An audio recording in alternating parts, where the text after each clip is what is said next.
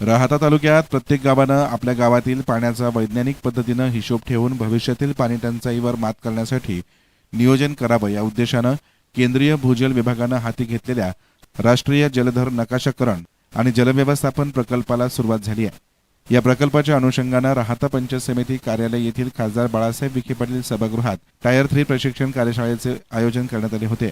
पंचायत समितीचे गटविकास अधिकारी विवेक गुंड यांच्या हस्ते दीप प्रज्वलन करून या कार्यशाळेचं उद्घाटन झालं।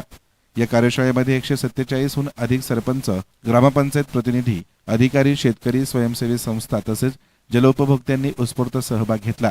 कार्यशाळेमध्ये गावातील उपलब्ध पाणीसाठा, पाण्याचा वापर, भूजल साठा, भूजल पुनर्भरण, पावसाचं प्रमाण तसेच भविष्यातील पाण्याची गरज यांचा शास्त्रीय पद्धतीने अभ्यास करून गावनिहाय जलसुरक्षा आराखडा तयार करण्याबाबत मार्गदर्शन करण्यात आलं।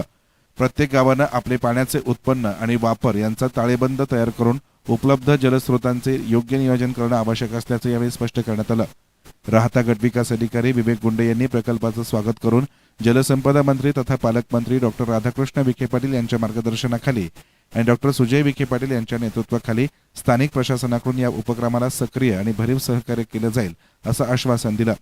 राहाता तालुक्यातील प्रत्येक गावाचा वैज्ञानिक जलसुरक्षा आराखडा तयार करण्याच्या दृष्टीनं ही कार्यशाळा महत्त्वपूर्ण टप्पा ठरली असून भविष्यातील पाणी टंचाई टाळण्यासाठी जलस्रोतांचं संवर्धन, भूजल पुनर्भरण आणि पाण्याचा काटेकोर वापर यासाठी दीर्घकालीन नियोजनाला या प्रकल्पामुळे चालना मिळणार आहे असं बीडीओ गुंडे यांनी सांगितलं। दरवर्षी पेपरमध्ये येतो, ह्यावेळी एलिनिनोचा इफेक्ट राहील का, लानिना राहील, ह्या छोटे छोटे पण याचा गंभीर परिणाम काय होतो। आता आपल्याला राहत्यामध्ये बसून त्या गोष्टी तुम्हाला नाही, राहता सारख्या कृषी प्रधान तालुक्यामध्ये हे कार्यशाळा आयोजित होते आणि याचा आपण सर्वांनी फायदा घ्यायचा आहे।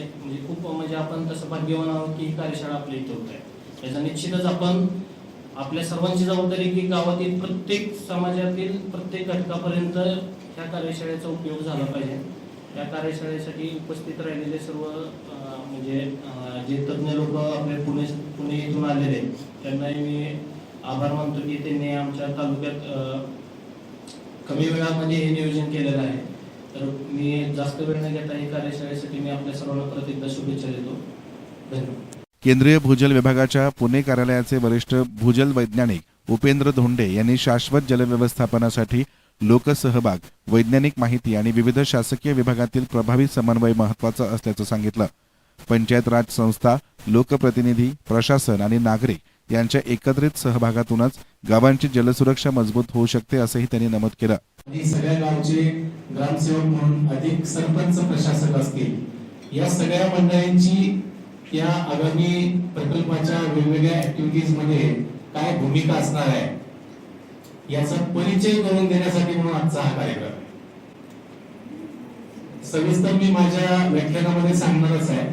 आता व्यासपीठावरील मान्यवरांसाठी थोडक्यात या प्रकल्पाचा परिचय करून देतो। जेव्हा आम्ही भूजलाचे मोजमाप करतो प्रत्येक गावामध्ये, तालुक्यामध्ये, जिल्ह्यामध्ये आणि मग राज्यामध्ये, भूजलाच्या केंद्रीय भूजल विभागाच्या काही आणि राज्य सरकारचे जे भूजल सर्वेक्षण आणि विकास यंत्रणाचं कार्यालय आहे त्यांच्या काही, या दोघांच्या काही रिप्रेझेंटेटिव्ह वेल्स असतात ज्याला आम्ही ऑब्झर्वेशन वेल्स म्हणतो। विहिरी असतात किंवा बोरवेल असू शकतात। काही ठिकाणी ते मॅन्युअली रिडिंग घेतलं जातं टेप टाकून आणि काही ठिकाणी त्याच्यावरती DWLR किंवा त्याला AWLR असं सुद्धा म्हणतो, ऑटोमॅटिक वॉटर लेवल रेकॉर्डर, ते सुद्धा त्याच्यावर बसवलं असतं की ज्याच्यात डायरेक्ट सर्व्हरला रिडिंग जातात।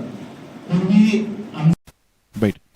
कृषी अधिकारी पंडित वाघेरे यांनी वैज्ञानिक दृष्टिकोनातून जलव्यवस्थापन केल्यास दुष्काळमुक्तीचा उद्देश साध्य होण्यास मदत होईल असं सांगितलं। सहाय्यक भूजल वैज्ञानिक शुभांशु तिवारी यांनी राहाता तालुक्यातील या पथदर्शी प्रकल्पाची वैशिष्ट्ये स्पष्ट करताना भूजल विज्ञान, जल अंदाजपत्रक, जलधरांचे स्वरूप तसेच राष्ट्रीय जलधर नकाशाकरण आणि व्यवस्थापन प्रकल्पाची सविस्तर माहिती दिली। भूभौतिकी तज्ञ टी व्यंकटगिरी यांनी जल आराखडा तयार करताना भूभौतिकी शास्त्राचं महत्त्व विशद केलं।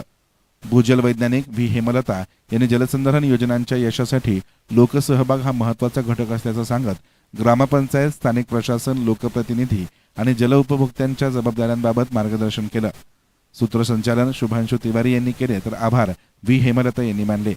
एसएन मीडियासाठी प्रतिनिधी संदीप पाभळ, राहाता।